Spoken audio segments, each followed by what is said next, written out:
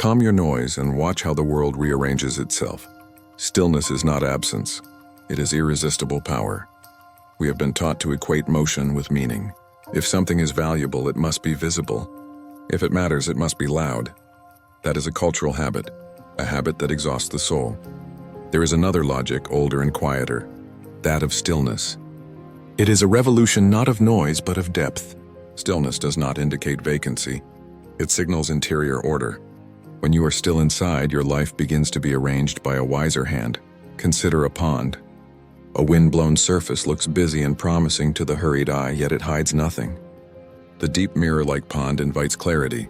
It reflects sky, it remembers the stars. That is the kind of power at work in inner stillness. Stillness allows reflection to emerge. It lets impressions settle so that true priorities can be seen. When you cease the frantic scattering of attention, you begin to discern the pattern beneath events. You begin to read the story of your life instead of reacting to its pages. There is an economy to silence. Energy that is poorly guarded spills into anxieties, justifications, and performances. Stillness is a method of conserving and compounding strength. It is a quiet negotiation with reality, not to coerce the world, but to align with what is possible. People who practice it do not necessarily move less. They move differently. Their steps are fewer, more decisive, and strangely magnetic. Others find themselves pulled into rhythm with them, not by argument, but by the centrifugal calm they emit. Historically and psychologically, major transitions in human life, initiation, mourning, deep learning, require withdrawal, listening, and inner arrangement. That is not accidental. The psyche asks for silence in order to rearrange. When you give it that silence, it works. It reorganizes your desires, reorders your priorities, and clarifies the path. The quiet revolution is simple. You stop letting the outer storm decide your course. You choose to be the calm center through which the storm moves. This does not mean passivity. The quality of stillness I am inviting is active presence, the kind that attends, discerns, and chooses. It is the antithesis of the anxious reactivity that tries to fix everything before it is seen. Choose stillness like a craft. Practice it like a discipline. In time, you will notice that the frenetic insistence to explain, to act, to win no longer drives you. Something else does. It's quieter, truer, and far more effective. Stillness is not a retreat from life. It is the place from which life can be built with intention. There is a voice within that does not speak in slogans or tweets. It speaks in images and small urgings, in that sense of yes or no that arrives like weather. We have to relearn how to hear it. Modern living trains you to scan for external signals, likes, promotions, applause, until the interior compass is rusted by neglect. But that compass exists, and if consulted, will steer toward truth. Listening to the inner compass requires three things: silence, attention, and patience. Silence is the soil. Attention is the labor. Patience is the weather. Remove one and the rest falters. Begin with 5 minutes a day of uncomplicated attention, not to produce insight, but to become attuned. You will be surprised at how quickly the small signals begin to accumulate into a clear thread. What does this compass say? Often it points toward integrity rather than image. It nudges toward relationships that ask for courage and away from crowds that flatter your worst habits. It invites risks that feel like home, the kind that feel both frightening and strangely necessary. You may have been programmed to ignore such nudges because they lacked immediate reward, yet they are the coordinates of a life lived from the inside out.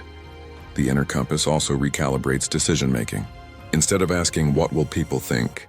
ask, "What aligns with this clear, quiet center?"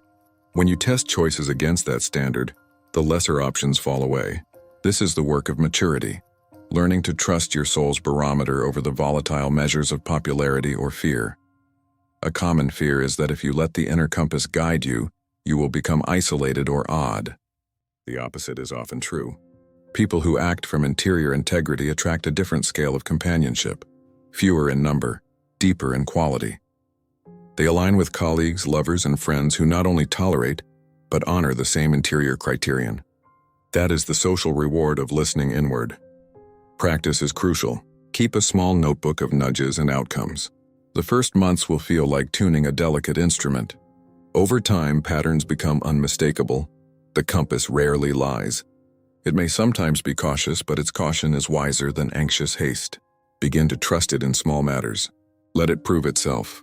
Your life's direction will shift not overnight but steadily. As a ship that changes course by degrees and then finds itself in a different ocean entirely.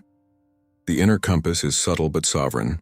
Learn to read it, and you will inhabit decisions rather than be driven by them. Human beings are natural storytellers, and we tell many tales to survive. Yet one of the most draining narratives is the compulsion to prove ourselves. We rehearse explanations, manage impressions, and fight to be seen as worthy. Each attempt fragments energy into 1,000 scattered threads. Stillness asks you to unplug from that exhausting theater. Why does proving deplete you? Because it requires external validation as fuel. Validation is an unstable currency. It arrives sporadically, conditionally, and often late. When your metabolism depends on someone else's nod, your life becomes a reactive chain, a constant adjustment to external moods. The energy you expend convincing others is energy you will not have for creating, healing, or cultivating depth. The antidote is practice. Withdraw the performance and direct your attention inward. That does not mean you cloister yourself. It means you stop orienting your self-worth to applause. Replace the habit of explaining with a brief internal inventory. What do I need? What aligns with me? That tiny pause interrupts the reflex to react and reroutes energy back to the source. Unplugging also changes your posture and relationship. People accustomed to your explanations will notice your absence of proof and feel disoriented. That is natural. When you stop performing, you offer an invitation. Either adjust to the reality of your integrity or drift away. Both outcomes are clarifying. The ones who remain do so by choice. The ones who leave reveal their conditional loyalty. There is also a practical payoff. Energy conserved becomes available for sustained projects and for emotional replenishment. The hours you once spent drafting defenses will now be spent learning, practicing, or being still. You will find yourself more creative, less reactive, and oddly more persuasive, not through argument but through the authority of presence. Finally, notice how often the urge to prove arises from a childhood economy, the version of you who needed to bargain for love and safety. Bring compassion to that small self. You are not cruel in refusing to perform. You are generous to your future by reallocating power. The child inside will adapt. Over time, as you model steadiness, your inner narrative becomes rooted in worth, not assent. Stop trading your life force for acceptance. The moment you unplug from proving, you reclaim the power to become. Stillness must be embodied. A philosophical assent to quietness is insufficient if the body remains a battlefield of tension. In fact, the body often stores the very drama your mind insists on solving. To become untouchable, you must learn the language of the soma: breath, posture, rhythm, and release. Begin with breath. The breath is immediate and free, the primary door to recalibrating nervous systems. Slow, intentional breathing stimulates the parasympathetic system, the seat of rest and repair. A simple practice: 4 counts in, hold 2, 6 counts out. Do this 3 times when you feel the pull to react. The body follows breath. The mind follows the body. Next, posture. How you stand signals how you live. Rounded shoulders and collapsed chest invite smallness. An upright, open thorax invites steadiness. Practicing a posture of allowance, chest open, chin level, feet grounded, sends a message to the brain that you are not in emergency mode. Over weeks, posture shifts neural patterns and the body learns a new baseline. Movement matters too. Stillness is not immobility. It is a form of attentive motion. Practices such as slow walking, mindful stretching, or gentle martial arts like Tai Chi integrate body and mind. These movements teach you to carry calm through action, so that stillness is not an isolated moment but a flowing quality embedded in daily life. Also recognize the role of sleep, food, and sensory hygiene. A fragile nervous system is easily triggered. Adequate rest, nourishing food, and a reduction of overstimulation allow the body to feel safe. When the body feels safe, the mind has fewer alarms to answer. Protect your senses. Limit compulsive scrolling, curate your environment, and allow spaces where the body can register quiet. Finally, cultivate somatic curiosity. Notice where tension lives in your body, jaw, shoulders, belly, and approach those places with kindness. 1,000 small releases over months become a revolution in how you inhabit your life. Embodied stillness anchors stillness in reality. It is the foundation upon which untouchable presence rests. Make your body the first sanctuary of calm. When the soma is steady, your presence becomes unassailable. Patience is often framed as passivity or tolerance of mediocrity. It is neither. Real patience is a disciplined strategy, the intelligence of timing. There are moments to act and moments to refrain. Mistaking impatience for courage is common. Many acts of haste are masked anxieties. Patience, by contrast, is the wise readiness that lets conditions ripen. Understand waiting as an active stance. It involves preparation rather than paralysis. While you wait, you polish skill, study nuance, build relationships, and refine judgment. Patience keeps you from burning capital, emotional, social, or material, on premature gambits. It saves resources for when the field is truly fertile. Patience also contains a moral dimension. It teaches humility. You accept that not everything bends to will. There is a rhythm to maturation, and some elements of growth cannot be accelerated. The gardener who pulls at roots to see progress only damages the plant. The patient gardener learns signs of true readiness and tends accordingly. How to cultivate this strategy? First, define long-range aims and then break them into testable steps. If the long aim is a new career, what skills can you accumulate that will make the transition inevitable instead of desperate? Second, create markers for progress that are independent of immediate external applause. Measure your daily fidelity, not the scoreboard of social recognition. Patience requires internal reward systems. Learn to feel small victories as intrinsically rewarding. This protects you against the toxic feedback loop of instant gratification. Celebrate the hour of practice, the honest conversation, the boundary kept. These are the units of a patient life. Also reframe waiting as stewardship. You are stewarding an intention across time. Stewardship implies responsibility and action, cleaning the vessel, tending the soil, networking with care. It is not waiting as passive boredom, but waiting as active preparation and faith in timing. Patience is not impotence. It is the strategy of the wise, the skillful allocation of energy so that when action arrives, it lands like thunder on ripe soil. Authority is not volume. The most decisive influence often flows from an interior that is settled, clear, and non-reactive. People sense this and bow to it, not because they are coerced, but because the energy of that person commands trust. This is the invisible authority that stillness cultivates. How does one develop such authority? It begins with consistency. People learn to trust those whose behavior is coherent over time. A person who keeps their word, who shows up, who responds with measured clarity, accrues credibility. Credibility breeds influence, and influence creates shift without spectacle. Another pillar is clarity of boundaries. Invisible authority is not authoritarianism. It is principled limit setting. When you hold a calm boundary, you define a field of expectation. Others learn to operate within that field or to step away. This clarity reduces friction and increases respect. Boundaries announced with calmness carry more force than lines declared in heat. Emotional regulation is essential. Authority is undermined by volatility. Someone who erupts, apologizes, and erupts again becomes unreliable. Stillness trains emotional steadiness. When your emotions are measured, your judgments are heard as reasoned, not reactive. This does not mean repression. It means mastery. Presence also requires humility. The kind of authority that people resonate with is often quiet, because it does not require validation. It carries confidence without needing to prove it. This humility is magnetic, because it signals that the person is oriented toward service rather than self-promotion. One practical exercise: practice speaking less and listening more in 3 everyday interactions. Notice how people move into the space you create. Do not correct or fill silence. Allow pauses. Over time, people will bring their authenticity to you because the field you hold invites truth. Invisible authority is the product of steady character, clear boundaries, and emotional lucidity. Cultivate it, and influence will come like gravity. Stillness needs scaffolding. Rituals are the practical scaffolding that turns occasional quiet into an enduring life quality. They need not be elaborate. The power of ritual is repetition and intentionality. A ritual signals to your psyche, this is now the work of being present. Choose rituals that touch body, mind, and heart. Morning silence, 5 to 10 minutes, sets the temperature for the day. A brief evening review, 3 questions: what did I learn? What did I resist? What am I grateful for? Closes the loop and trains reflective capacity. Add 1 weekly larger ritual: a long walk without devices, a contemplative reading, a deliberate fast from social inputs. Form matters. Perform the acts with the same small gestures each time. Lighting the same candle, arranging a cup, sitting in the same chair.